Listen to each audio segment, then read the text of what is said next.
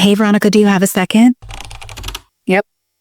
I just needed to bring it to your attention because I was told that you're a little difficult to work with and a little combative. You are. I can't really tell you who told me to avoid. You can't tell me. Well, to avoid any conflicts or, hostile work environment. Okay. And what was the situation that made me difficult to work with? I feel like if I tell you that, it narrowed down the person that it was with. So You're coming to me telling me that someone thinks I'm difficult to work with.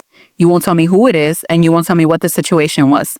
I just wanted to bring it to you. If this is a court of law, I have the right to face my accuser. How do you know that this person doesn't have a personal vendetta against me? I didn't. How do you know that this person's intentions are legit and not just trying to get me fired or try to get me in trouble when I can't defend myself adequately because you won't tell me who it is? I just wanted to bring it up so you could work on your behavior. Well, I can't fix the problem that I don't know is happening. If you won't tell me what the situation was or who the person was, then we don't even need to be having this conversation. I'm just trying to keep the peace. I don't want you to be difficult. I'm not trying to be difficult. I'm not trying to be difficult. But if you're going to come accusing me of something, then I want to be able to look that person in the face and make sure that they're being honest about what they're saying.